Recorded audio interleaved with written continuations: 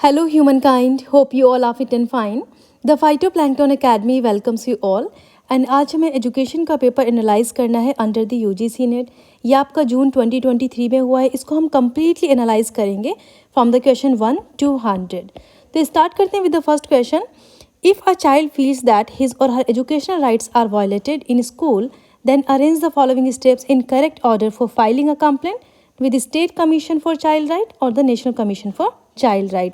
तो यहाँ पर ये पूछा गया है कि अगर किसी बच्चे को एजुकेशनल राइट्स का वायलेशन फेस होता है स्कूल एनवायरनमेंट में, तो उसको किस तरीके से अपनी फाइल कंप्लेन करनी है। तो अगर स्कूल की बात हो रही है तो सबसे पहले बच्चे को हेड ऑफ द स्कूल के पास जाना होगा। अगर वहाँ उसकी प्रॉब्लम सोल्व नहीं होती है then he will go to the panchayat head or the municipality head. After that district education officer, deputy commissioner and NCPCR और NCPCR, ये दोनों आपकी स्टैचुटरी बॉडीज होती हैं under the government of India for the protection of the right of child. तो यहाँ पर आपका फर्स्ट ऑप्शन सही होगा। Question 2, which of the following studies is use for the clinical analysis. तो क्लिनिकल एनालिसिस में हम कैसे स्टडी करते हैं बच्चों, इसमें क्या होता है कि मान लो आप डॉक्टर के पास जब जाते हैं मेडिसिन लेने, तो वो क्या करता है, आपसे आपके पास के बारे में पूछता है कि आपने कौन कौन सी मेडिसिन खाई है, कोई जेनेटिक डिसऑर्डर तो नहीं है, आपके फैमिली पेरेंट्स का क्या बैकग्राउंड है। ये सारा डाटा कलेक्ट कर वो उसको एनालाइज करते हैं। स्पेसिफिकली अगर एक पर्टिकुलर प्रॉब्लम्स की बात चल रही है कि सारे माइग्रेन के पेशेंट हैं, उन पर उनको स्टडी करनी है, या फिर TB पर उनको स्टडी करनी है, तो इस तरीके से एक इंडिविजुअल प्रॉब्लम पर भी हो सकती है, एक इंडिविजुअल सिचुएशन पर हो सकती है, एक पर्टिकुलर ग्रुप पर हो सकती है। इस तरह की स्टडी को हम केस स्टडी कहते हैं। Then the visual auditory interactive communication through ICT among people staying at varied location. आपको पता है अगर अलग अलग लोकेशन पर बैठे हुए लोगों को विजुअल एंड ऑडिटरी इंटरेक्शन करना है, यानी कि अपनी पिक्चर्स भी शेयर करनी है और आवाज़ भी शेयर करनी है। तो इस तरह से कैसे पॉसिबल है। ईमेलिंग का जरिए नहीं होता, आपको पता है। ब्लॉगिंग में हम कंटेंट शेयर करते हैं, आर्टिकल्स वगैरह शेयर करते हैं, ये भी पॉसिबल नहीं है। टेली कॉन्फ्रेंसिंग हर किसी को पता है, कोरोना के टाइम पर टेली कॉन्फ्रेंसिंग होती थी। चैटिंग बट तो कम्युनिकेशन के अंदर नहीं आता है। अगर ये कास्टिंग की बात कर रहे हैं तो ब्रॉडकास्टिंग भी इसका आंसर नहीं होगा।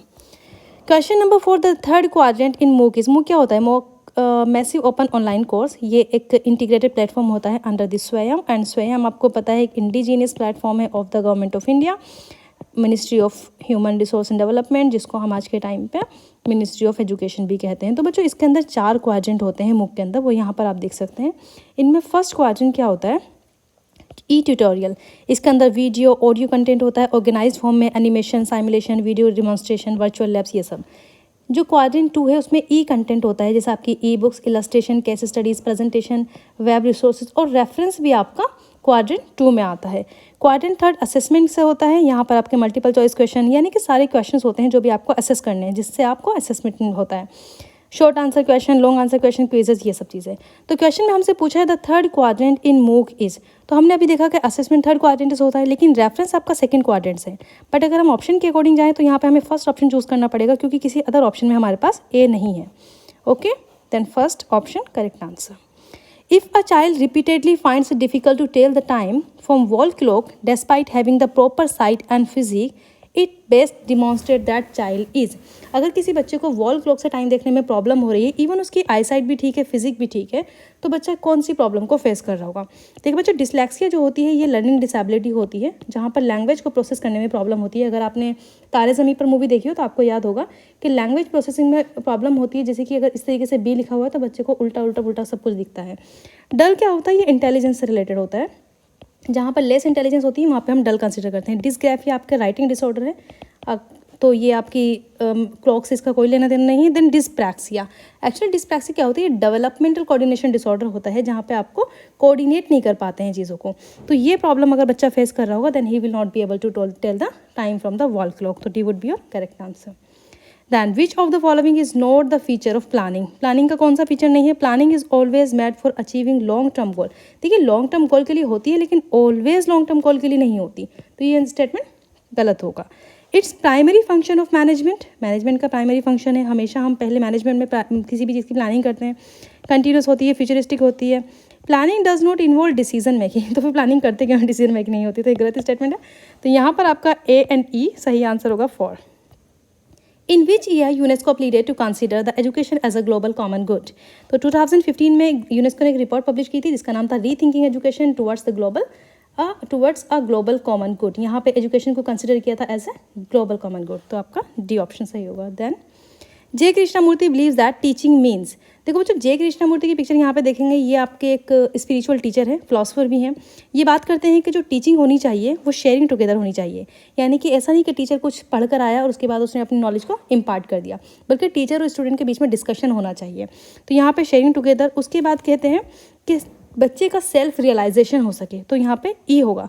अगर इसकी बात करें हेल्पिंग स्टूडेंट पास एग्जामिनेशन की, तो कोई भी नहीं मानता है।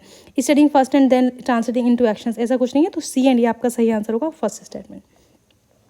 National Innovative Policy was proposed in the 11th five-year plan of the Government of India on the recommendation of National Innovative Policy। देखिए जब नेशनल नॉलेज कमीशन सेटअप हुआ था, नेशनल नॉलेज कमीशन 2005 में, ठीक है, तो इन्होंने गवर्नमेंट को रिकमेंड किया था 3 चीज़ों पर, नॉलेज, इनोवेशन, यहाँ पर नॉलेज, एजुकेशन एंड इनोवेशन। इस रिकमेंडेशन को मानते हुए गवर्नमेंट ने 2013 में 11th फाइव-ईयर प्लान में नेशनल इनोवेशन पॉलिसी को फॉर्मेट किया। तो यहाँ पे नेशनल इनोवेशन जो पॉलिसी है, इसके 4 की एरियाज़ थे, जिसका बेसिकली मकसद था कि इंडिया एक ग्लोबल हब बने फॉर द इनोवेशन। ये 4 की एरियाज़ क्या थे? Enhancing the quality of education, promoting research and development, then attracting the and retaining the talent, creating and enabling environment for the innovation. तो आप ऐसे याद रख सकते हैं इसको कि नेशनल नॉलेज कमीशन आपका आया था, इसके थ्रू बनी थी आपकी national innovative policy. And common केसी मतलब इनोवेटिव। तो यहाँ पर आपका सही आंसर होगा सी।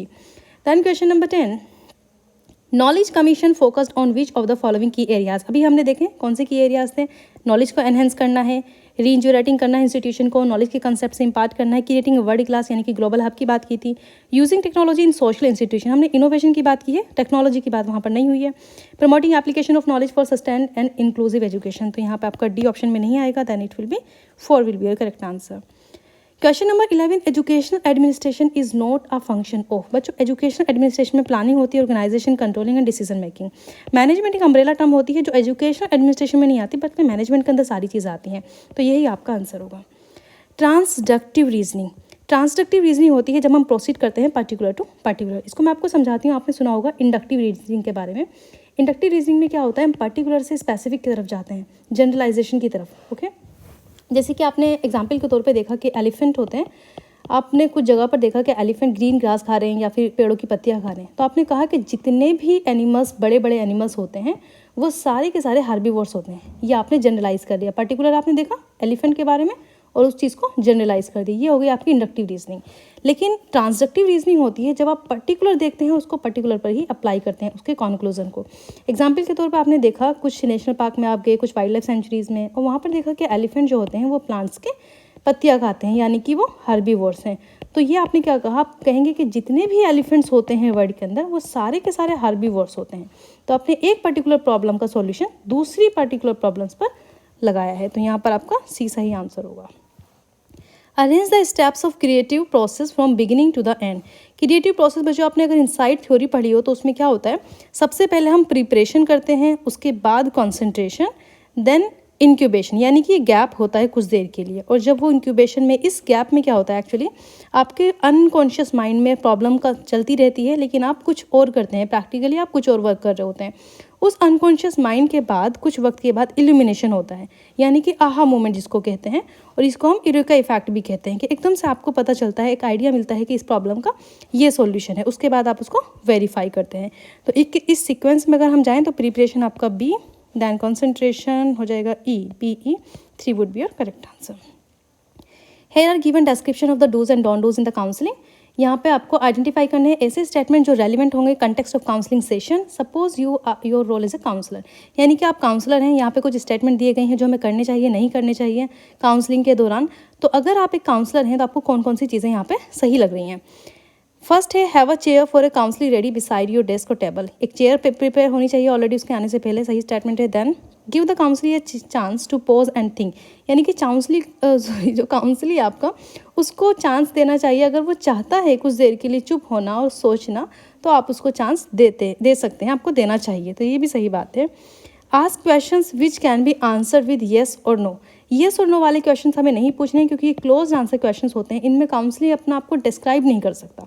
तो इस तरह के क्वेश्चंस को हमें इग्नोर करना है। Ask question that call for discussion or explanation that brings out how the counsellor feel about the something.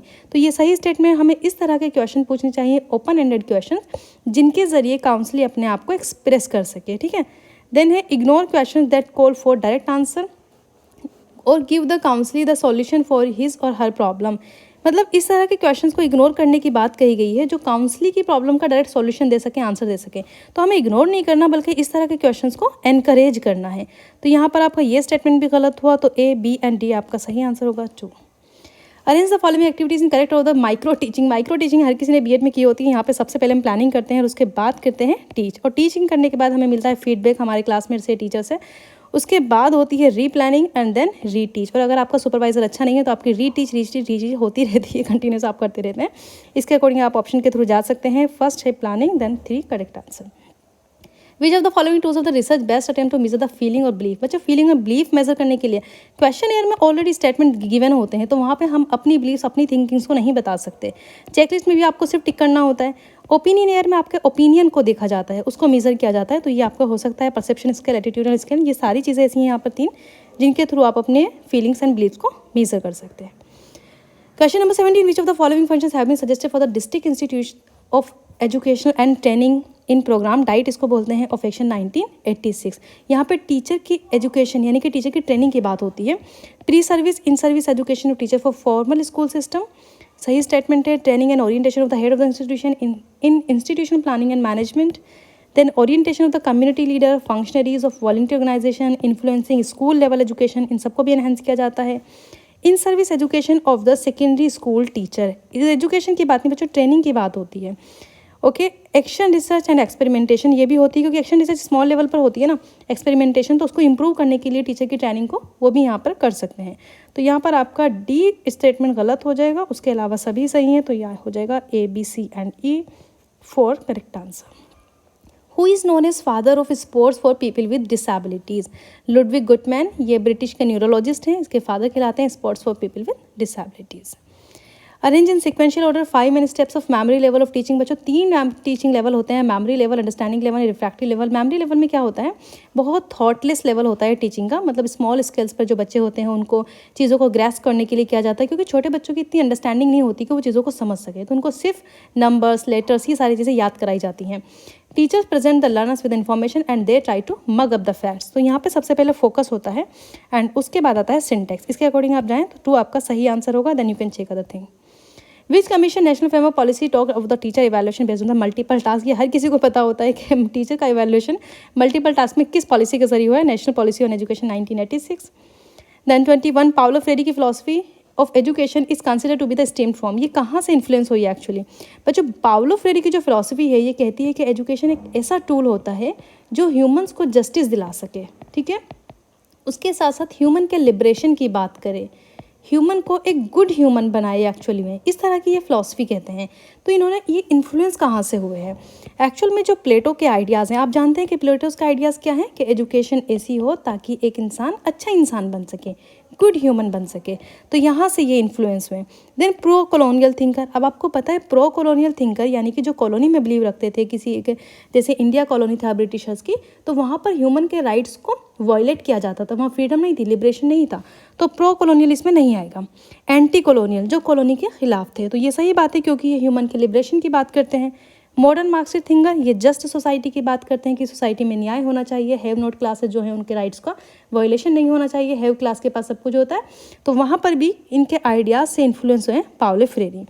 Education system that suppress the oppressor, ऐसा एजुकेशन सिस्टम जो ऑपरेसर को और भी ज़्यादा सप्रेस कर दे, ये भी गलत स्टेटमेंट है। तो यहाँ पर 1 C and D, A C and D आपका 3 सही स्टेटमेंट होगा। Identify the administrative barriers to inclusive education. Inclusive education में क्या क्या एडमिनिस्ट्रेटिव बैरियर होंगे? Lack of monitoring by authority, तो अथॉरिटी अगर सही से मॉनिटर नहीं कर पाई है तो वो भी आपका एडमिनिस्ट्रेटिव बैरियर होगा। Relieving the teacher for in service training, अगर आप टीचर को इन सर्विस ट्रेनिंग से रिलीव करेंगे तो ये तो इंक्लूसिव एजुकेशन में कोई बैरियर, एडमिनिस्ट्रेटिव बैरियर नहीं है। Encouraging parents to collect stipend scholarship directly from the school, ये बैरियर होगा क्योंकि यहाँ पर जो डिजर्विंग स्टूडेंट्स होते हैं, डिसेबल्ड स्टूडेंट होते हैं, उनको स्कॉलरशिप ना मिलने का या किसी तरह की प्रॉब्लम आने का, यानी कि ब्यूरोक्रेसी का प्रॉब्लम हो सकती है, तो ये आपका एडमिनिस्ट्रेटिव बैरियर होगा। Keeping silence over child abuse, अगर आपके सामने चाइल्ड एब्यूज़ और आप उस पर चुप हैं तो ये भी एक एडमिनिस्ट्रेटिव बैरियर होगा।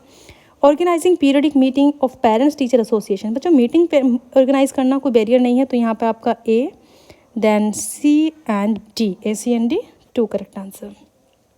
For a symmetric distribution which one of the following formula is not correct. Mean median mode के बारे में हम जानते हैं कि mean is equal to mean minus mode is equal to होता है 3 मीन माइनस मीडियन। माशाल्लाह मेरी राइटिंग बहुत अच्छी है।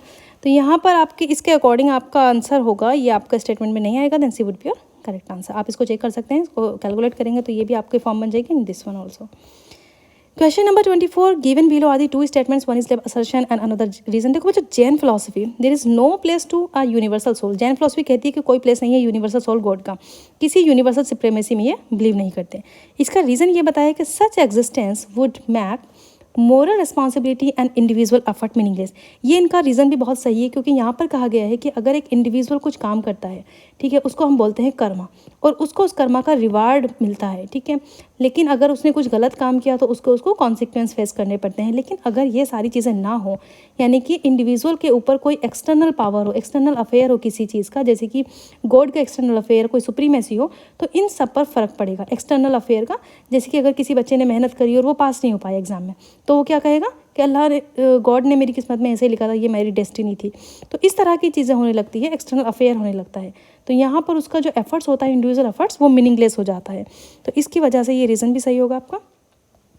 Given below are the two statement, one is label assertion another reason. MOOC are the learner centric course. ये हमें पता है कि मूक के अंदर जो लर्नर सेंट्रिक कोर्सेज होते हैं, लेकिन MOOCs can be assess by learner in the presence of teacher. ये स्टेटमेंट भी सही है कि मूक्स जो को हम एक्सेस कर सकते हैं टीचर की प्रेजेंस में। लेकिन बच्चों ये इसकी सही रीज़न नहीं है, क्योंकि लर्नर सेंट्रिक का मतलब होता है जहाँ पर स्टूडेंट्स की फ्लैक्सिबिलिटी होती है, टीचर प्रेजेंट हो या ना हो वो एक्सेस कर सके, वहाँ पे टाइम का कोई बाउंडेशन नहीं होती।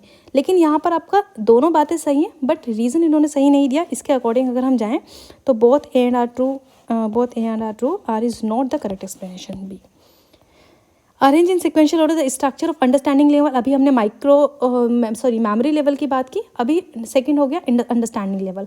अंडरस्टैंडिंग लेवल ये सेकंड स्टेज होती है, जो कि मोरिस एल बीग ने इसको डिफाइन किया था। और यहाँ पर preparation, presentation, comparison, generalisation, application, evaluation होता है। इसके अकॉर्डिंग अगर हम अपने ऑप्शंस को देखें तो सबसे पहले प्रिपरेशन की बात आ रही है। जब भी हम किसी की चीज़ को अंडरस्टैंड करने के लिए प्रिपेयर करते हैं तो हमें उसको जानना होता है नॉलेज क्या है, उस नॉलेज को एक्सप्लोर करना पड़ता है, उसके बाद हम उसको प्रेजेंट करेंगे। तो इसके अकॉर्डिंग अगर जाएँ तो ऑप्शन 2 आपका सही आंसर होगा। Exploration, presentation, then assimilation, organisation and recitation. Then question number 27, which of the following statement is not correct in context of learning? Learning के context में कौन सा statement सही नहीं है? It can be defined as relatively permanent change in behavior. तो behaviour में relatively permanent change आता है, ये लर्निंग का स्टेटमेंट हुआ। It can be better or worse दोनों सही और गलत भी हो सकती है। It can take place without practice, तो बच्चों बिना प्रैक्टिस के लर्निंग नहीं होती, ये आपका गलत स्टेटमेंट है। It must last for a Fairlie long time, लंबे टाइम तक ये रहनी चाहिए। तो यहाँ पर नोट पूछा है आपका, तो सी आपका सही आंसर होगा। In view of the Krishnamurti a person lives happily, मतलब कृष्णा मूर्ति की अभी हमने बात की थी, ये एक स्पिरिचुअल टीचर है, तो इनके अकॉर्डिंग एक पर्सन कब हैप्पीली रह सकता है? When he defeats others in competition, जब वो किसी दूसरे को कंपटीशन में हरा दे। ऐसा नहीं है, क्योंकि ये एक स्पिरिचुअल टीचर है, तो इन्होंने बताया कि जब इंसान नॉन कॉम्पिटिटिव होगा, वो कंपटीशन के बारे में नहीं सोचेगा। क्योंकि जब कंपटीशन के बारे में कोई स्टूडेंट सोचता है या कोई भी इंडिविजुअल सोचता है, तो उसके ब्रेन में कॉन्फ्लिक्ट चलता रहता है, जिसके अकॉर्डिंग वो हमेशा हैप्पीली नहीं रह पाता। तो इनके अकॉर्डिंग किसी भी इंडिविजुअल को नॉन कॉम्पिटिटिव होना चाहिए to live happy life. 29 research conducted after the careful inquiry is known as. हमने 3 तरह की रिसर्च पढ़ी है। फंडामेंटल रिसर्च होती है जब हम थ्योरी बनाने की बात करते हैं, ठीक है। उसके बाद होती है अप्लाइड रिसर्च, जब हमारे पास कोई इन्फॉर्मेशन होती है और हम उसको अप्लाई करते हैं। तो एप्लीकेशन के लिए बच्चों हमारे पास उस एरिया की, जिस सिचुएशन पर हम उसको अप्लाई कर रहे हैं, उसकी केयरफुल इंक्वायरी होनी चाहिए, हमें सब कुछ उसके बारे में पता होना चाहिए। तो यहाँ पर आपका अप्लाइड रिसर्च हो जाएगा। एक्शन रिसर्च होती है जब स्मॉल लेवल पर हम कोई रिसर्च को अप्लाई करते हैं, जैसे कि आपके स्कूल्स पर या छोटी छोटी ऑर्गेनाइजेशन पर, तो वो एक्शन रिसर्च होती है। यहाँ पे ए स्टेटमेंट आपका सही होगा। Statement 1, andragogy is considered as a science of adult learning, ये बिल्कुल सही है। Then Malcolm Knowles is known for his contribution in the field of andragogy, तो ये भी आपकी सही स्टेटमेंट है। यहाँ पे दोनों स्टेटमेंट सही हो जाएंगे। During conception when there are 47 chromosomes instead of normal 46, हमें पता है कि नॉर्मल क्रोमोसोम्स 46 होते हैं, जो कि 23 के पेयर्स में होते हैं। अब यहाँ पर आप देखेंगे अगर 21 वाले क्रोमोसोम्स पर एक एक्स्ट्रा क्रोमोसोम आ जाता है तो हम उसको डाउन सिंड्रोम बोलते हैं, और ऐसी सिचुएशन में बच्चे को mental retardation, intellectual disability face करनी पड़ती है। अगर आप देखें तो यहाँ पे ये फिजिकल कैरेक्टरिस्टिक्स होते हैं डाउन सिंड्रोम के। नेक्स्ट तो यहाँ पे आपका ए स्टेटमेंट सही हो जाएगा। Then inclusive education means a system of education wherein, क्या होता है inclusive education? Students from the schedule caste schedule type are provided education with suitable modification curriculum. तो बच्चों किसी का भी करिकुलम मॉडिफाई करने की जरूरत नहीं है। इंक्लूसिव एजुकेशन में हम सबको एक तरह की एजुकेशन प्रोवाइड करते हैं एक ही सिस्टम में। अगर आपने इंक्लूसिव एजुकेशन की वीडियो नहीं देखी है तो वहाँ पर जाकर आप inclusive education and integrated education का डिफरेंस देख सकते हैं। मैं डिस्क्रिप्शन में आपको लिंक दूंगी, आपको बेहतर अंडरस्टैंडिंग होगी। Teacher is suitably adapted to meet the learning needs of all. बिल्कुल सही बात है। Students with and without disability learn together. यही तो इसका एम होता है कि सारे स्टूडेंट्स, सारे बच्चे एक साथ लर्न कर सकें। Urban deprived are provided education. Students affected with HIV AIDS are not allowed. तो बच्चों ऐसा कुछ नहीं होता, हम किसी को डिसअलाउ नहीं करते। इंक्लूसिव एजुकेशन में सबको मौका मिलता है पढ़ने का। तो यहाँ पर आपका B, C एंड D आपका सही आंसर होगा 3। In which of the following activities of the inclusive education the parents have no role. Parents का कहाँ पर रोल नहीं होता। Preparing the education school development plan. देखो बच्चे स्कूल डेवलपमेंट प्लान में अगर एक पेरेंट्स का बच्चा जो है वो गिफ्टेड चाइल्ड है, क्योंकि इंक्लूसिव एजुकेशन में ऐसा होता है गिफ्टेड चाइल्ड हो, एवरेज बच्चा हो या डिसेबल बच्चा हो, सबको एक साथ एजुकेशन मिलती है। तो पेरेंट्स अपने बच्चे की प्रॉब्लम्स के साथ स्कूल्स के अंदर इसको इन्फॉर्म कर सकते हैं। तो स्कूल डेवलपमेंट प्लान में भी उनका रोल होता है। कोलैबोरेटिव टीचिंग में पेरेंट्स का कोई रोल नहीं होता क्योंकि ये सिर्फ टीचर्स का काम होता है। तो यहाँ पे आपका सही स्टेटमेंट होगा B। Identify the types of sensory disability. हमें पता है 5 तरह के सेंसस होते हैं। एक सेंसस होता है आपका आई, देन ईयर, उसके बाद होता है नोज़, देन टंग और उसके बाद होता है स्किन। तो देखिए आई से अगर कोई प्रॉब्लम होती है जैसे कि विजुअल इंपेयरमेंट, आपको देखने में प्रॉब्लम हो रही है तो विजुअल इंपेयरमेंट आपका सेंसरी डिसेबिलिटी होगी। उसके बाद होता है ईयर की वजह से आपको हियरिंग इंपेयरमेंट हो सकता है, वो भी आपकी सेंसरी डिसेबिलिटी होती है। देन नोज़ की वजह से आपको स्मेल की प्रॉब्लम हो सकती है, टंग की वजह से टेस्ट में प्रॉब्लम हो सकती है, देन स्किन की वजह से टच में प्रॉब्लम। तो ये सारी डिसेबिलिटी आपकी सेंसरी डिसेबिलिटी होती है। ऑप्शन के अकॉर्डिंग हम जाएँ तो ड्वार्फिज्म क्या होता है, यहाँ पे आपकी जो बोन होती है उनकी ग्रोथ कम होती है जिसकी वजह से ड्वार्फिज्म हो जाता है। तो यहाँ पे जो सही स्टेटमेंट है सेंसरी डिसेबिलिटी का, that is speech and language disability. Which of the following scale of measurement has true 0 point. ये हमने पढ़ा है 4 तरह की स्केल होती है। नॉमिनल स्केल में हम नेम की बात करते हैं जैसे कि आपका जेंडर हुआ मेल फीमेल। ऑर्डिनल स्केल में हम चीज़ों को अरेंज करते हैं अगर टेम्परेचर के टर्म्स मिले तो यहाँ पे हम लो टेम्परेचर, थोड़ा सा हाई टेम्परेचर, एवरेज टेम्परेचर, इस तरीके से मतलब ऑर्डरली में अरेंज करना होता है। कुछ भी आप एग्जाम्पल ले सकते हैं। इंटरवल स्केल होती है बच्चों, यहाँ पर जैसे कि मैं इंटेलिजेंस का एग्जाम्पल लूँ, इंटेलिजेंस की अगर बात करें तो वहाँ पे 0 इंटेलिजेंस नहीं होती किसी की भी, ठीक है। तो ये आपका इंटरवल स्केल होती है जहाँ पे हमें एक इंटरवल्स बताना होता है कि इतने से इतने के बीच में एक्सट्रोवर्जन और आपका इंट्रोवर्जन, ये सारी चीज़ें कैटेगरीज के बीच में होती हैं। रेशियो स्केल क्या होता है, रेशियो में आपका ट्रू 0 पॉइंट होता है। जैसे कि मैंने आपसे डिस्टेंस नापने के लिए कहा तो 0 पॉइंट पर कोई डिस्टेंस नहीं होती, 0 होता है। 0 से 1 मीटर यानी कि 100 सेंटीमीटर में 1 मीटर की डिस्टेंस हो जाती है। तो यहाँ पर आपका रेशियो स्केल आगा सही answer. Children who need more attention in an inclusive school. कौन से बच्चों को ज़्यादा अटेंशन चाहिए होती है इंक्लूसिव स्कूल में। हालांकि इंक्लूसिव स्कूल में हम सभी को एक से एजुकेशन देते हैं, लेकिन ज़्यादा अटेंशन किन की तरफ होता है, गर्ल्स के लिए जो ऑलवेज वल्नरेबल होती हैं, minorities, economically weaker section, children with disabilities, children of teachers के बच्चों को कोई खास इंपॉर्टेंस नहीं देना है यहाँ पे। तो ABCD 4। Integrated curriculum has the following dimension. बच्चों इंटीग्रेटेड करिकुलम क्या होता है, जब हम अलग अलग डिसिप्लिन को, जैसे कि एग्जांपल के तौर पे बायोकेमिस्ट्री का डिसिप्लिन ले लिया आपने, मैथमेटिक्स का डिसिप्लिन ले लिया, मेडिकल साइंस का डिसिप्लिन, तो इसमें क्या होता है कुछ अलग अलग डिसिप्लिन को ज़रूरत के हिसाब से इंटीग्रेट कर दिया जाता है जिसकी जहाँ ज़रूरत पड़ती है, इवन उनकी एक्टिविटीज़ को। इस बारे में हम ऑलरेडी बात कर चुके हैं। तो यहाँ पर आपकी कंट्रोल डायमेंशन नहीं होती, ये तीनों आपके होंगे इशूज़, थीम, प्रोसेस। क्योंकि अगर हो सकता है कि एक बायोकेमिस्ट्री वाले जो डिसिप्लिन लिया है हमने उसमें से किसी कंटेंट को हमें प्रोसेस करना है तो उसको हम मेडिकल साइंस के थ्रू प्रोसेस कर सकते हैं, प्रोडक्ट डायमेंशन कर सकते हैं। तो यहाँ पर आपका ACD सही आंसर होगा, that will be 1। After the following which characteristics does not pertain to research problem. कौन सा रिसर्च प्रॉब्लम में नहीं होता बच्चों, न्यूनेस, मतलब नई चीज़ तो हमेशा होती है रिसर्च में। Satisfaction of the mind of the research. देखो रिसर्चर के माइंड का क्या सेटिस्फेक्शन है, क्योंकि रिसर्च किस पर्पस के लिए करते हैं, ताकि ह्यूमन वेलफेयर हो। अब यहाँ पे रिसर्चर का माइंड सेटिस्फाई है या नहीं है ये तो डिपेंड नहीं करता। फिजिबिलिटी होनी चाहिए, सोशल सिग्निफिकेंस, तो यही आपका आंसर होगा। According to Freud there is only कितनी इंस्टिंक्ट होती है, 2 इंस्टिंक्ट होती है। बच्चों को 3 प्रोविंस से कंफ्यूज नहीं होना है। हमने 3 प्रोविंस की बात की है फ्रूट वाली वीडियो में, जहाँ पे फर्स्ट होती है इड एंड देन ईगो। हर किसी बच्चे को इसके बारे में पता होता है तो आप इससे कंफ्यूज हो सकते हैं। और उसके बाद थर्ड होती है आपकी super ego. Level of mind की बात की थी जहाँ पे आपका pre conscious level, subconscious level, ये सब हमने पढ़ा था। तो यहाँ पे इंस्टिंक्ट की बात हुई है, that would be 2 instinct. First instinct होती है Eros according to Freud and second होती है थेनाटोज। ये जो इरोज होती है लाइफ इंस्टिंक्ट होती है एंड थेनाटोज होती है, थेनाटोज राइटिंग बहुत अच्छी है, देन थेनाटोज होती है आपकी डेथ इंस्टिंक्ट। और डेथ इंस्टिंक्ट का मतलब होता है, मतलब ये दोनों इंस्टिंक्ट आपस में कॉन्फ्लिक्ट में रहती है whole life. Match list 1 and list 2।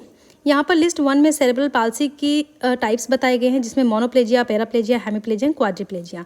List 2 में इन्होंने अफेक्टेड एरियाज दिए हैं बॉडी के, कि इस प्रॉब्लम्स में जो एरियाज आपके अफेक्टेड हो सकते हैं बॉडी के, वो क्या क्या है। यहाँ पे first, second, third, fourth statement के थ्रू हमें देखना है।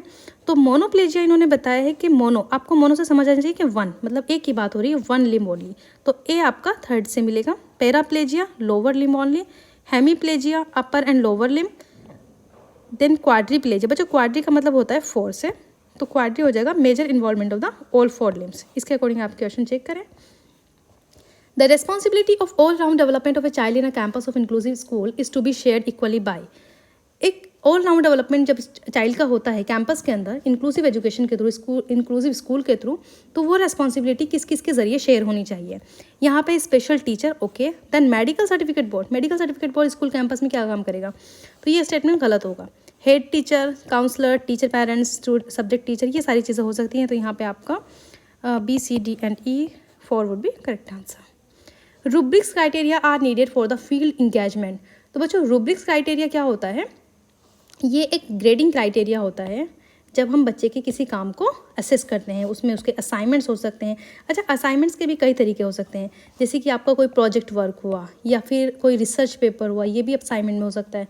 पोर्टफोलियोज, प्रेजेंटेशन, तो इन सबको असेस करने का एक ग्रेडिंग स्केल होती है, ये रूब्रिक्स क्राइटेरिया। तो इसमें फॉर्मेटिव फीडबैक नहीं आता, क्योंकि इसमें डायग्नोज करते हैं, अगर कोई प्रॉब्लम है बच्चों को तो उसको डायग्नोज किया जाता है, उसका ओवरऑल समेशन देखा जाता है, दैट इज समेटिव इन्फॉर्मेशन दी जाती है टीचर को। प्लेसमेंट इन्फॉर्मेशन की बात भी नहीं होती, कंटिन्यूस इन्फॉर्मेशन। तो यहाँ पे ए, बी एंड ई आपका सही आंसर होगा। Then question number 43, which of the following statement are stipulated in National Policy on Education 1986 in the context of universal elementary education. तो यूनिवर्सल एलिमेंट्री एजुकेशन में यूनिवर्सल एनरोलमेंट की बात हुई है। Primary stage to be of 3 year, यहाँ पर primary stage 6 to 14 year होती है, ये हमें सबको पता होता है, क्योंकि यहाँ पे जो फर्स्ट है 6 स्टैंडर्ड तक की बात होती है। ठीक है, तो फर्स्ट स्टैंडर्ड में आपकी 6 ईयर की एज होती है। Universal retention of children up to 14 year, ये भी सही स्टेटमेंट है। Substantial improvement in the quality of education, increasing pupil teacher ratio. तो बच्चों इंक्रीजिंग नहीं करते हैं, बल्कि हमें प्यूपिल टीचर रेशियो को डिक्रीज करना होता है। तो ये भी आपका गलत स्टेटमेंट होगा। Then A, C and D 4 option. Arrange the following activities in correct order of academic year which were being carried out for children with special needs disabilities in Sarva Shiksha Abhiyan. जो सर्व शिक्षा अभियान के थ्रू जो डिसेबल चिल्ड्रन है उनकी special needs को पूरा करना है, उसको कैरी आउट करने के लिए हमें कौन कौन सी एक्टिविटीज़ करनी होती है, उसको हमें यहाँ पर अरेंज करना है। तो बच्चों सबसे पहले हमें फाइंड करना होता है कि जो स्पेशल नीड वाले चिल्ड्रन हैं वो कहाँ पर हैं। तो हमें करना होगा हाउस होल्ड सर्वे। ठीक है, इसके अकॉर्डिंग हम जाएंगे ऑप्शन 2 पर। तो यही हमारा सही स्टेटमेंट है। आपने ज़्यादातर क्वेश्चंस में देखा कि अगर हमें थोड़ी सी अंडरस्टैंडिंग है तो हम सीक्वेंस वाले क्वेश्चंस को बहुत इजीली सॉल्व कर सकते हैं। ठीक है, क्वेश्चन बड़ा होता है देखने में, लेकिन सॉल्व करने में बहुत आसानी होती है। तो हाउस होल्ड सर्वे हमने किया, उसके बाद करना होता है assessment of the children with special need for mapping of needs, यानी कि उनकी नीड को पहचानना कि पर्टिकुलर प्रॉब्लम्स का बच्चा है तो उसको क्या स्पेशल नीड होगी। उसके बाद होता है educational placement, then developing individual education plan, उनकी अकॉर्डिंगली हमें एजुकेशन प्लान को डेवलप करना है। देन ई हो जाएगा आपका distribution of aids and appliance, उनकी नीड के according. Then arrange the following steps involved in testing of hypothesis from initial to final। तो सबसे पहले जब हाइपोथेसिस को टेस्ट करते हैं तो सबसे पहली स्टेप क्या होती है, हमें नल हाइपोथेसिस को सेट करना होता है। ठीक है, जिसको हम H0 से रिप्रेजेंट करते हैं। And after that we will go to setting up of alternate hypothesis. सबसे पहले नल हाइपोथेसिस को किया, उसके बाद होता है ऑल्टरनेट हाइपोथेसिस यानी कि H1। और उसके बाद हम क्या करते हैं, जो भी हमें टेस्ट लगाना है वहाँ पे उस टेस्ट को कंप्यूटिंग द टेस्ट, नहीं टेस्ट नहीं लगाना होता, उसके बाद हमें अप्रोप्रिएट लेवल चूज़ करना होता है, choosing the appropriate level. And after that हम टेस्ट लगाते हैं, क्योंकि पहले हमें अप्रोप्रिएट लेवल पता होगा, उसके बाद हम टेस्ट लगाएंगे। Then we will go to the decision making. तो 4 आपका सही स्टेटमेंट होगा। Then who among the following advocated for critical pedagogy. Critical pedagogy के बारे में पाउलो फ्रेरी बात करते हैं, जिनकी फिलॉसफी के बारे में अभी हमने जाना कि एजुकेशन इस तरह की होनी चाहिए, एक ऐसा टूल होना चाहिए जो स्टूडेंट्स की रिफ्लेक्टिव नॉलेज के साथ काम करें, यानी कि उसकी जो उसको ह्यूमन को लिबरेशन के बारे में, जस्ट के बारे में सब बातें की थी। Okay, next object permanence is related to. बच्चों अगर आपने जीन पियाजे की थ्योरी पढ़ी है तो वहाँ पर आपने इस तरह से देखा होगा कि जो सेंसरी मोटर स्टेज होती है, जहाँ पर बच्चे का बर्थ से 2 साल की एज तक हम कंसिडर करते हैं, तो यहाँ पर शुरू में जब बच्चा होता है छोटा छोटा सा, तो उसको ऑब्जेक्ट्स लगती हैं कि वो डिसएपियर हो जाती हैं, दिखती हैं उसको डिसएपियर हो जाती हैं, लेकिन थोड़ा सा ग्रो होने लगता है, यानी कि टू एज तक उसको ऑब्जेक्ट परमानेंट लगती है। अब उसके साथ ये वाला गेम भी खेला जाता है कि बच्चों को मम्मा इस तरीके से करके दिखा रही हैं, अपने फेस को कवर कर लेती हैं और उसके बाद फिर से दिखाती है, तो बच्चा बहुत खुश होता है ये सारी चीज़ें देखकर। तो ये स्टेटमेंट आपका यहाँ पर कौन सा होने वाला है, क्या पूछा है, object permanence is related to, किससे रिलेटेड है, कॉन्क्रीट सेंसरी मोटर, क्योंकि यहाँ पे बच्चा जो नॉलेज गेन करता है वो सेंसेस के थ्रू गेन करता है अपने ऑफ द कॉग्निटिव डेवलपमेंट। तो यही आपका सही आंसर होगा। Then question number 48, in the book pedagogy of the oppressed, जो ऑप्रेस्ड वाली पेडागोजी बुक है उसमें किसके बीच में डिस्टिंक्शन किया गया है, ऑप्रेसर एंड ऑप्रेस्ड के बीच में, जो ऑप्रेस करते हैं और जो ऑप्रेस्ड होते हैं, यानी कि जिनके राइट्स को वायलेट किया जाता है और जो उनके राइट्स को वायलेट करते हैं, तो इन दोनों के बीच में डिस्टिंक्शन किया गया है। Then question number 49, which of the following are relevant in context of andragogy, इस एंड्रागोजी के कंटेक्स्ट में कौन सा स्टेटमेंट यहाँ पर सही है, it refers to science and practice of adult learning, it refers to science and practice of infant learning, infant की बात नहीं होती है। Term andragogy was first coined by Alexander Knapp, John Frederick Herbart discovered andragogy, John Frederick, no गलत है। Father of andragogy is Heinrich Pestalozzi, तो Heinrich पेस्टाल्जी बच्चों ये फादर ऑफ एंड्रागोजी नहीं है बल्कि ये पेडागोजी के फादर हैं। ओके, तो यहाँ पर आपका ए एंड सी सही स्टेटमेंट होगा, fourth would be your correct answer. Which of the following is a source of secondary data, secondary data क्या होता है, जो ऑलरेडी डेटा पब्लिश हो चुका होता है, ऑथेंटिक डेटा, उसको हम सेकेंडरी कहते हैं। फर्स्ट डेटा हम खुद से कलेक्ट करते हैं, फर्स्ट डेटा होता है सेकेंडरी डेटा। तो यहाँ पर अगर हम ऑप्शंस के अकॉर्डिंग जाएं तो ये novel written in the past by someone, ये सबसे बेहतर एंड सेकेंडरी डेटा के टर्म्स में लिया जाता है।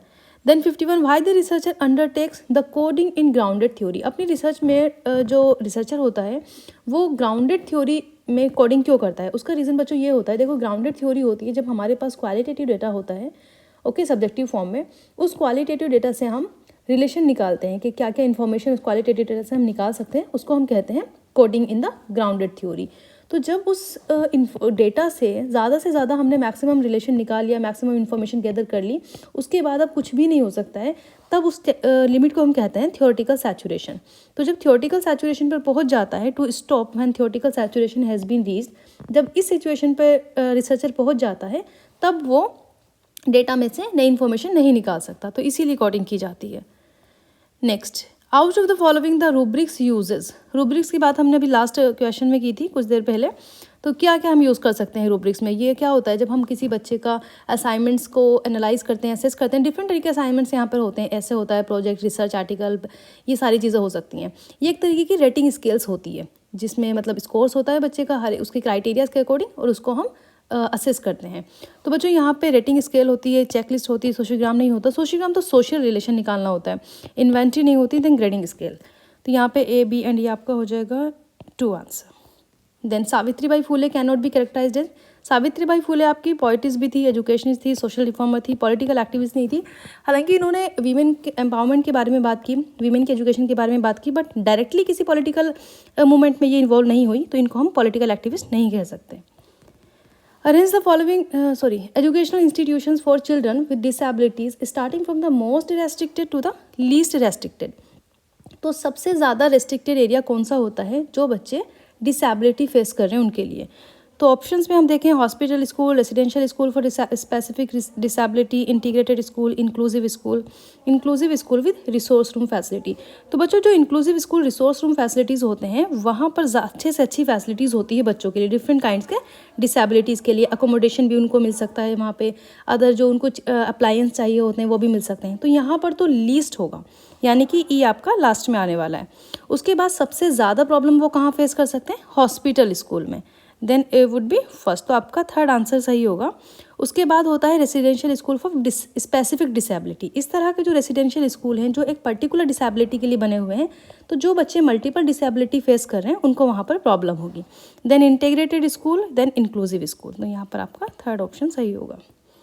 Then which article of the United Nations Covenant on Economic, Social and Cultural Right speak of the higher education to be accessible to all? तो United nation का ये कॉवेनेंट CESCR के according जो आर्टिकल 13 होता है, ये राइट टू एजुकेशन की बात करता है। इनके अकॉर्डिंग है कि हायर एजुकेशन को भी हमें इक्वली एसेस कराना चाहिए to all the basis of capacity to every appropriate mean. तो यहाँ पर आपका फर्स्ट ऑप्शन सही होगा। Then level of significance is the probability of rejecting null hypothesis when it is true. एकदम सही है। लेवल ऑफ सिग्निफिकेंस यानी कि 0.05 या फिर 0.101, यहाँ पर हम रिजेक्ट करते हैं नल हाइपोथेसिस को जब ये ट्रू होता है और इसको हम टाइप 1 एरर कहते हैं। ठीक है। Accepting null hypothesis statement when it is not true is called type 1 error. देखिए टाइप 1 एरर होती है जब हमने रिजेक्ट किया नल हाइपोथेसिस को। जब हम उसको एक्सेप्ट करते हैं तब हमारे पास टाइप 2 एरर होती है। तो ये स्टेटमेंट आपका गलत होगा, फर्स्ट सही होगा, फर्स्ट स्टेटमेंट सही, second false, B. National Curriculum Framework 2005 has emphasized that language proficiency of the teachers need to be enhanced in teacher education curriculum because क्यों ऐसा किया गया है कि टीचर की जो लैंग्वेज प्रोफिशिएंसी है उसको भी एनहेंस्ड होना चाहिए। यहाँ पे आपके ऑप्शंस हैं, English being a foreign language is not spoken well, 3 language policy work well, teachers are poor communicators, ये भी गलत है। तो यहाँ पे लॉजिकली भी आपका स्टेटमेंट 1 ही सही होगा। Teacher education programmes do not recognise the centrality of the language for teachers. Identify the correct statement. Teacher as a profession has been notified by the NCTE national council for teacher education. तो ये बिल्कुल सही है, इसी के जरिए इसको notify किया गया है। Teacher as a profession has been notified by the national council for education research and training, यानी कि NCERT के जरिए नहीं हुआ है ऐसा, तो ये गलत है। Teacher has been notified, teaching has been notified as a profession in 2014। Professional ethics for teachers are notified by the university grant commission. National assessment and accreditation council has no role in grading teacher education school. तो ये गलत है क्योंकि ये जो council होती है accreditation council, ये टीचर एजुकेशन स्कूल को भी असेस करती है। तो यहाँ पर आपका ये दोनों स्टेटमेंट गलत हुए, यानी कि A, C एंड D आपका सही होगा 3। According to J Krishnamurti education means. बच्चों जे कृष्णामूर्ति पर ऑलरेडी हम 2 क्वेश्चन कर चुके हैं। ये स्पिरिचुअल टीचर हैं तो किस तरह की बात करते हैं, इनके अकॉर्डिंग एजुकेशन क्या होनी चाहिए। लर्निंग फ्रॉम बुक्स, बुक से लर्निंग की भी बात करते हैं। मेमोराइजिंग फैक्ट्स, देखिए अक्सर हम मेमोराइजिंग फैक्ट्स वाले ऑप्शंस को एलिमिनेट कर देते हैं, लेकिन ये यहाँ पर सही है क्योंकि इनके अकॉर्डिंग फैक्ट्स को भी मेमोराइज करना है जिसके ज़रिए अंडरस्टैंडिंग बेहतर हो और बच्चा आगे चल के डिस्कवर करे कि क्या क्या चीज़ें और हो सकती हैं। तो ये मेमोराइजिंग फैक्ट्स में भी बिलीव करते थे। Developing mind, enjoying natural diversity, earning academic degrees, इसके बारे में बात नहीं करते थे क्योंकि ये सेल्फ एक्चुअलाइजेशन को प्रमोट करते थे। तो वहाँ पे रियलिटीज़ को अवॉइड करना या एकेडमिक डिग्री को अर्न करना, इसके बारे में ये नहीं ध्यान देते थे। Then A, B, C and D आपका सही आंसर होगा, ABC 3। Arrange the steps used in constructing an equal appearing interval scale, interval attitude. तो ये हमें स्केल कंस्ट्रक्ट करनी है। अब कोई सी भी स्केल हमें कंस्ट्रक्ट करनी होती है, सबसे पहले उसके लिए हम क्या करते हैं, प्लानिंग करते हैं। तो C आपका सबसे पहले आने वाला है, ठीक है, यानी कि आपके फर्स्ट एंड सेकंड स्टेटमेंट सही होगा। उसके बाद होता है planning, sorting procedure, collection and editing of the statement.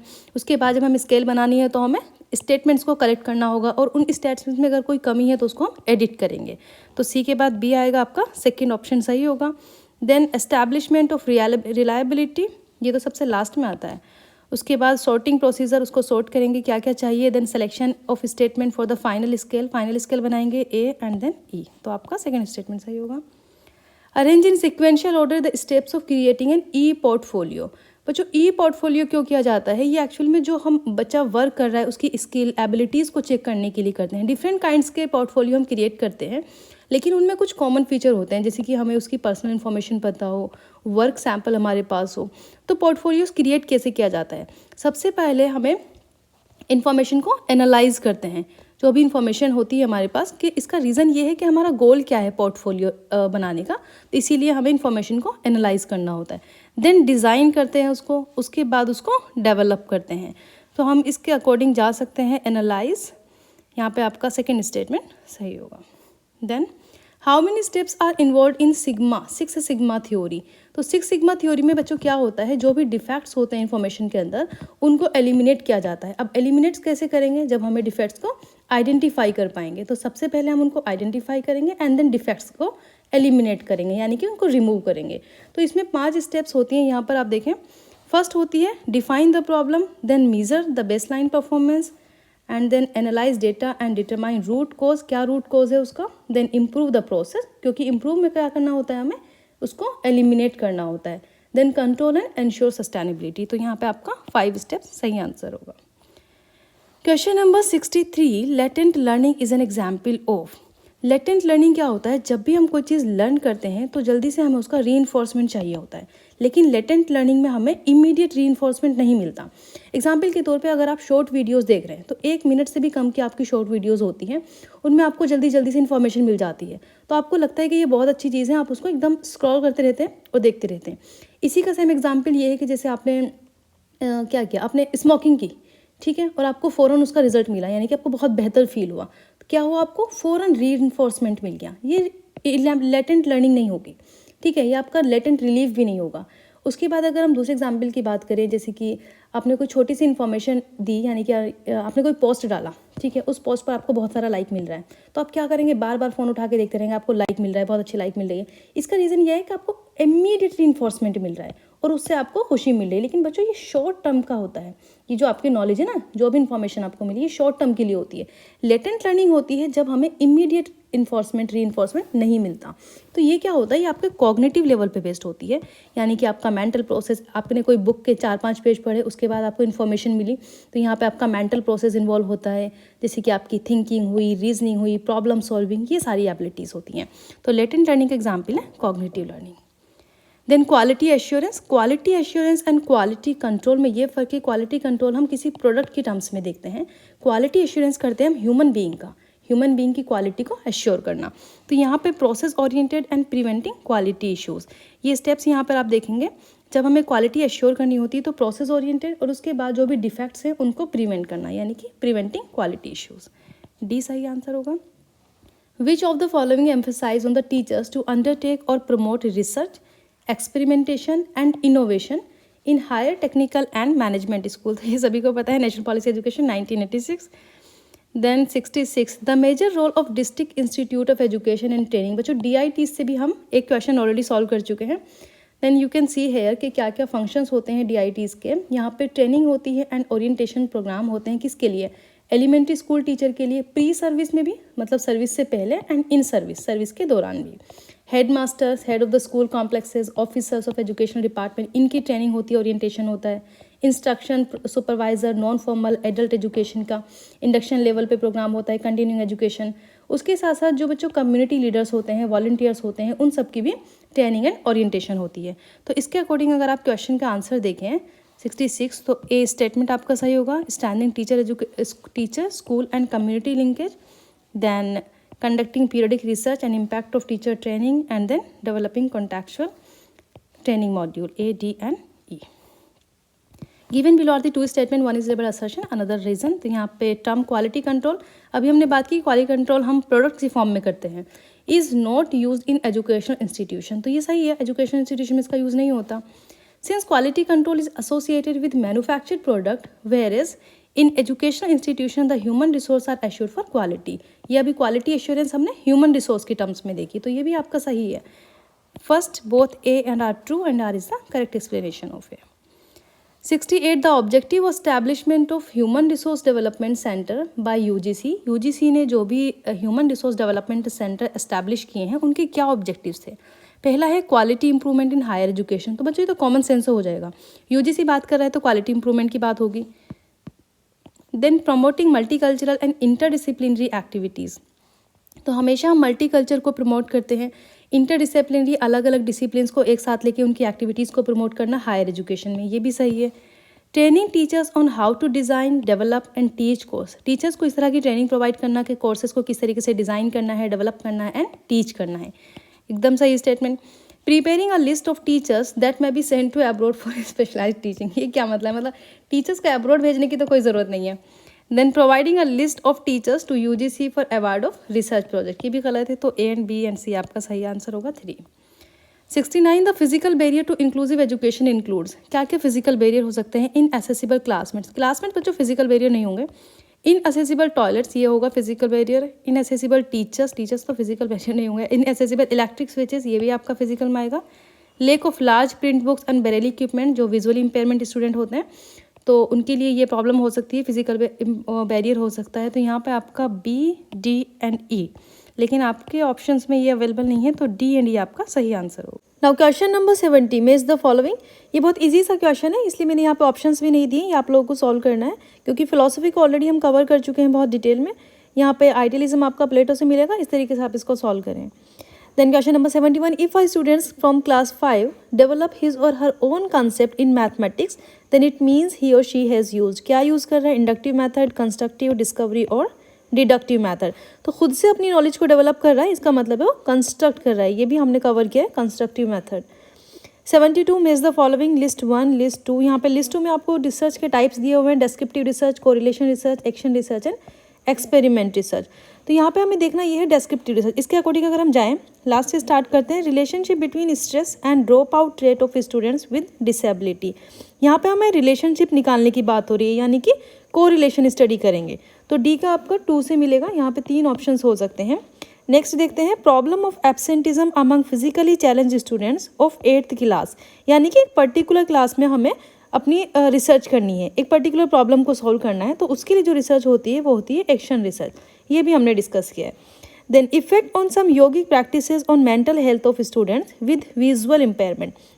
यहाँ पे क्या हो रहा है ना, कोज इफेक्ट का रिलेशन चेक कर रहे हैं कि यौगिक प्रैक्टिस अगर कोई बच्चा करता है जो कि विजुअल इम्पेयरमेंट है, तो उसकी मेंटल हेल्थ पर क्या फ़र्क पड़ रहा है। तो बच्चों ये एक्सपेरिमेंट रिसर्च हो जाएगी, 4th हो जाएगा। Then attitude of students with learning disability towards quality of collaborative teaching, यहाँ पे डिस्क्रिप्शन करना है, तो इस तरीके से आपका आंसर आएगा। विच of the following is not the goal of scientific method of acquiring knowledge.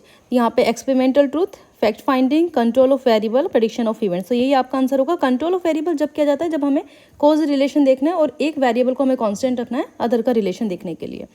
74, under the policy of inclusive education at school level the students with intellectual disabilities are encourage to participate. Inclusive education school में जो बच्चे intellectual disability face कर रहे हैं उनको teacher किस तरीके से एनकरेज करेगा, कहाँ पर एनकरेज करेगा उनको पार्टिसिपेट करने के लिए। तो ये स्पेशल ओलंपिक भारत है, यहाँ पे आप देख सकते हैं स्पेशल ओलंपिक भारत, यहाँ पे ये आपका नेशनल स्पोर्ट्स फेडरेशन है जो कि रजिस्टर हुआ था 2001 में under the Indian trust act. ये आपका क्वेश्चन पूछा जा सकता है।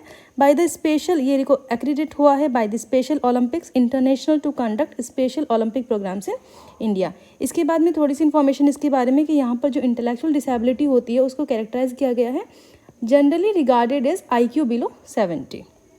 तो ये आपका आंसर हो जाएगा। Next, Which of the following is an approach of technology for education? Reflective, constructive, discovery, systematic, system approach। ये डायरेक्ट क्वेश्चन है। 76, probability of sampling is not characterized by। तो सैम्पलिंग प्रोबेबिलिटी क्या होती है? देखो दो तरह की सैम्पलिंग होती है, एक होती है प्रोबेबिलिटी, एक नॉन प्रोबेबिलिटी। प्रोबेबिलिटी क्या होता है कि जितने भी आपका पॉपुलेशन साइज है उसमें से हर एक इंडिविजुअल की प्रोबेबिलिटी होती है सैंपल के अंदर आने की, वो कोई सा भी आ सकता है। इसमें कई तरीके की सैम्पलिंग होती है कि रैंडम, स्ट्रेटिफाइड होती है, क्लस्टर होती है, इस तरीके से। तो यहाँ पे पहला ऑप्शन है, पहला स्टेटमेंट है यूज़ ऑफ सैम्पलिंग फ्रेम।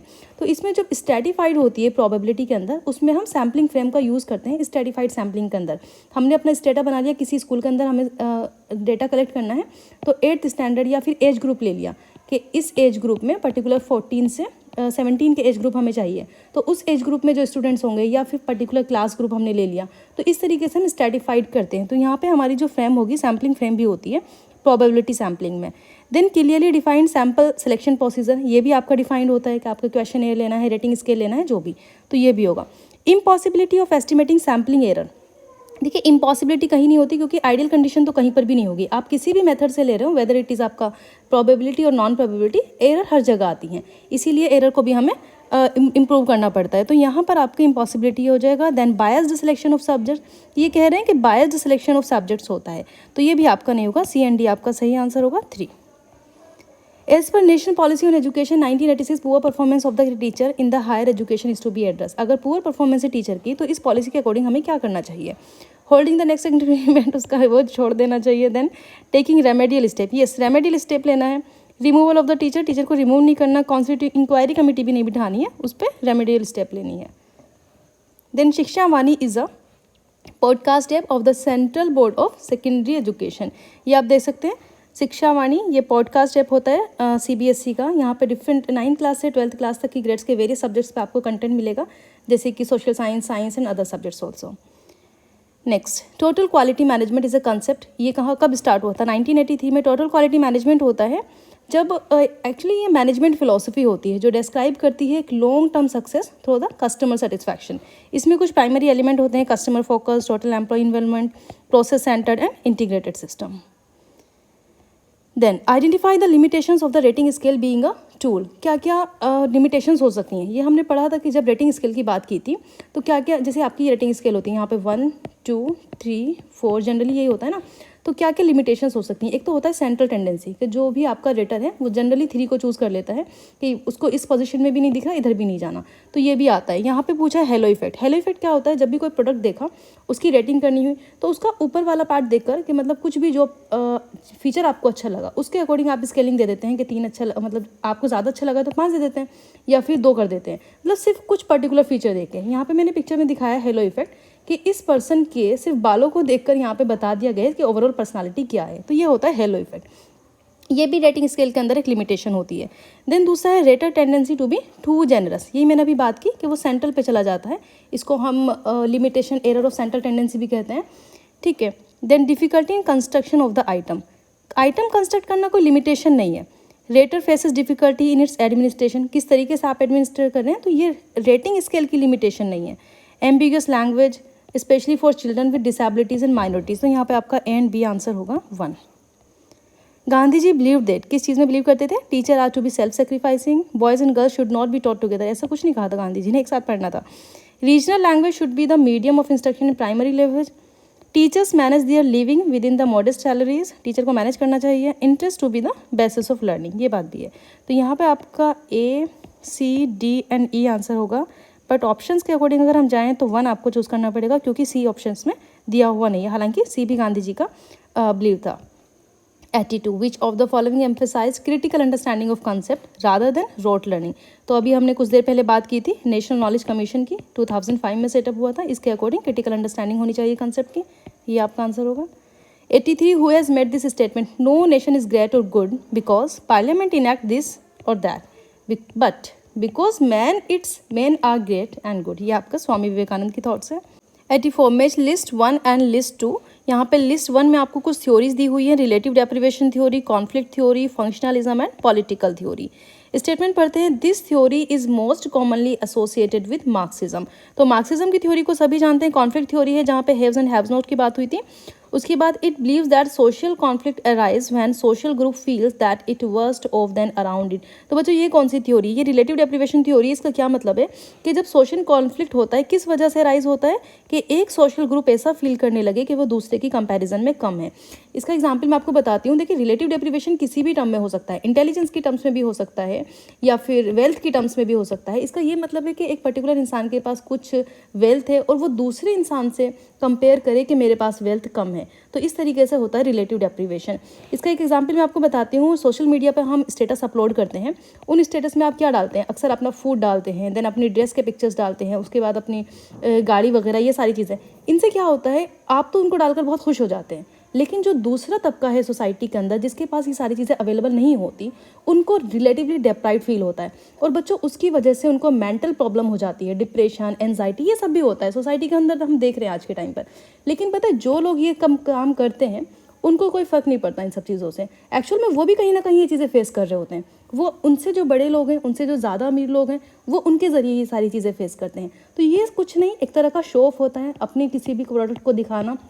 मेरा मानना ये है कि आपकी सोसाइटी में अगर आपको कोई भी स्टेटस अपलोड करना है तो वो सोसाइटी के लिए प्रोडक्टिव होना चाहिए, उसके लिए बेनिफिशियल होना चाहिए। अगर आप बेनिफिट नहीं पहुंचा सकते तो आई थिंक आपको कोई राइट नहीं है कि किसी भी तरीके से आप दूसरे लोगों को डेप्राइव्ड फील कराएं। बट ये आपकी अपनी फिलॉसफी है, लेट्स सी। तो यहाँ पर आपका रिलेटिव डेप्रिवेशन 3 हो जाएगा, conflict theory 4, then it clarifies meaning of concept such as freedom, equality, justice, तो ये तो पॉलिटिकल थ्योरी होगी। Then last functionalism. इस तरीके से आप सॉल्व करिए, यहाँ पर आपके पास ऑप्शन है। Next question number 85, match list 1 with list 2। यहाँ पे लिस्ट 1 में आपको कुछ फिलोसफर के नाम दिए हैं, रविन्द्रनाथ टैगोर, महात्मा गांधी, स्वामी विवेकानंद एंड औरोबिंदो। इनकी फिलोसफीज पढ़ते हैं। Curriculum should promote language, science, physical education for spiritual growth and development of personality, तो ये आपका रविन्द्रनाथ टैगोर के जरिए कहा गया है। Then promotes individual creativity and encourage dialogues and attempts all round development through yoga and spiritual education। तो बच्चों ये बात कही है स्वामी विवेकानंद ने, योगा एंड स्पिरिचुअल एजुकेशन की। Then curriculum is to be based in activity to promote the originality and creativity of thoughts by debates and discussion for intercultural and interracial unity. तो यहाँ पर आपका आ जाएगा ये Mahatma Gandhi, Then suggested activity and craft centered curriculum having a basic craft language, social studies, science for all round development, Aurobindo Ghosh. इसके according आपका answer होगा D. Then match list 1 with list 2, यहाँ पे कुछ आपकी फिलोसफीज़ हैं। आइडियलिस्ट का करिकुलम कैसा होना चाहिए, एग्जिस्टेंशियलिज्म का, then realistic and pragmatism. It should be so planned that it induces teacher and students to think critically as teaching is more exploratory than explanatory। तो इस तरह का करिकुलम हो जो टीचिंग को ये डिस्क्राइब करे कि टीचिंग एक्सप्लोरेटरी है, यानी कि रियल चीज़ों को जाके एक्सप्लोर करे नेचर में और उनको समझे, रादर देन एक्सप्लेनेटरी कि टीचर क्लासरूम के अंदर आके एक्सप्लेन करे। तो बच्चों रियल चीज़ों की बात हो रही है तो ये रियलिस्टिक करिकुलम होगा। तो यहाँ पे आपका सी का 1 होगा, तो सी का 1 अगर हम देखें तो आपका डी आंसर होगा। नेक्स्ट देखते हैं, it is based on body and mind along with virtues and it's reading, gymnastic, music, painting. तो ये सबको पता है कि आइडियलिस्ट की बात हो रही है। Then based on experience a partner is the teaching learning process. Experience की बात कहाँ पर होती है, प्रैग्मेटिक करिकुलम में।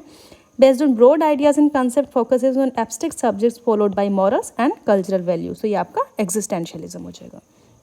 Then match list 1 with list 2। List 1 में 2 में क्या गया है, कुछ एजेंसीज बताई हैं जैसे कि यूनिवर्सिटी ग्रांट कमीशन, उसके बाद है central institute of education technology CIET, state council for education research and training SCRT, then NCTE teacher education. सबसे पहले design and produce educational media software material, ये हर कोई सॉल्व कर सकता है बच्चों। टेक्नोलॉजी की बात हो रही है तो CIET होगा। Then prepare and produce text book, model text book SCRT। उसके बाद ग्रांट परमिशन UGC से मिलती है। उसके बाद coordinate and monitor teacher education and development in the country. तो टीचर एजुकेशन की बात यानी कि national council for teacher education.